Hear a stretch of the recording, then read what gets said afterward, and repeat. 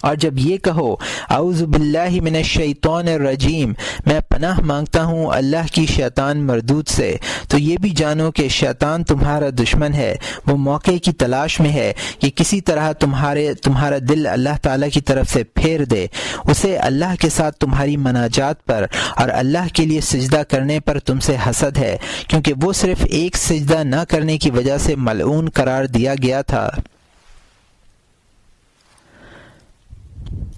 شیطان سے اللہ کی پناہ مانگنا اس وقت صحیح ہو سکتا ہے جب تم ہر اس چیز کو چھوڑ دو جو شیطان کو محبوب ہے، اور ہر وہ چیز اختیار کر لو جسے اللہ پسند کرتا ہے۔ صرف زبان سے پناہ مانگنا کافی نہیں ہے، بلکہ کچھ عمل کرنے کی بھی ضرورت ہے۔ محض زبان سے پناہ مانگنے والے کی مثال ایسی ہے جیسے کوئی شخص کسی درندے یا دشمن کو اپنی طرف آتا ہوا دیکھ کر یہ کہنے لگے کہ میں تجھ سے اس مضبوط قلعے کی پناہ چاہتا ہوں، اور اپنی جگہ سے ہلنے کی کوشش نہ کرے۔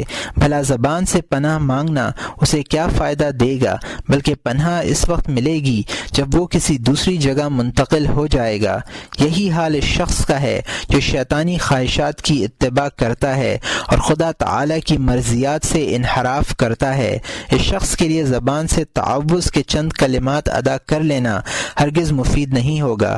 اسے چاہیے کہ وہ اس زبانی قول کے ساتھ اللہ تعالی کے مضبوط قلعے میں پناہ لینے کا عزم مصمم بھی کرے۔ اللہ تعالیٰ کا قلعہ لا الہ الا اللہ ہے، چنانچہ ایک حدیث میں ہے قول اللہ عز وجل لا الہ الا اللہ حسنی فمن دخل حسنی امن من عذابی۔ یہ حاکم فی التاریخ ابو نعیم کی حدیث ہے جو کہ علی رضی اللہ تعالیٰ عنہ نے روایت کی ہے۔ اللہ تعالیٰ فرماتے ہیں کہ لا الہ الا اللہ میرا قلعہ ہے، جو شخص میرے قلعے میں داخل ہو گیا وہ میرے عذاب سے محفوظ و مامون ہو گیا۔ لیکن اس قلعے میں وہی شخص پناہ لے سکتا ہے جس کا معبود اللہ کے سوا کوئی نہیں ہے۔ جس شخص نے خواہش نفس کو اپنا معبود ٹھہرایا وہ شیطانی صحرا میں بھٹک رہا ہے، خدا کے قلعے میں محفوظ نہیں ہے۔ یہاں یہ بات بھی یاد رکھنی چاہیے کہ شیطان نماز میں ایک اور فریب بھی دیتا ہے، اور وہ یہ ہے کہ نمازی کو آخرت کی یاد دلا دیتا ہے اور اسے خیر کے کاموں کے لیے تدبیریں کرنے کا مشورہ دیتا ہے تاکہ وہ ان آیات کے معنی نہ سمجھ سکے جو تلاوت کر رہا ہے۔